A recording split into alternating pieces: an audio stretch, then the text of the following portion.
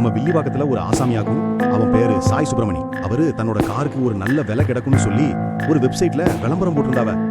அப்போ பால்ராஜ்னு ஒருத்தன், அவன் ஒரிஜினல் பேரு சந்துருவாக்கும். நான் காரை வாங்கி கூப்பிடுறேன்னு போன் போட்டு பேசினவ.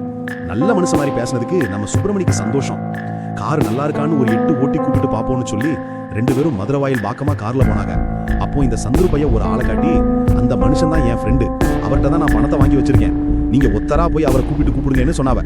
நம்ம சுப்பிரமணியம் நல்ல மனுஷன் நம்பி கார் விட்டு இறங்கி அந்த பக்கமா போனாவல. அவ்வளவுதான்லா. சந்துரு ஆதிச்ச பையன் மாதிரி திடீர்னு காரை போட்டு கீரை உடைச்சிட்டு பஸ் போற ஸ்பீடுக்கு காரை விட்டுட்டு மின்னர் மாதிரி ஓடிட்டான். சுப்பிரமணிக்கு நாம எடுபட்டு போனோமேனு தெரிஞ்சு போலீஸ்ல போய் புகார கொடுத்தாவ.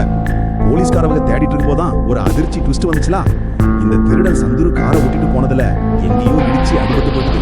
விற்க முடியாம போனதுக்கு ஒரு சர்வீஸ் ஸ்டேஷன்ல போட்டு சரியாகும்னு சொல்லி ஒரு இடத்துல கொடுத்துருந்தான். ஆனா காரோட பேப்பர் எல்லாம் நம்ம சுப்பிரமணி பேர் தானே இருக்கும். சர்வீஸ் ஸ்டேஷன் ஆளுங்க காரை சரியாக்கி முடிச்சதும் உரிமையாளரான சுப்பிரமணிக்கு கூப்பிட்டு போட்டாங்க.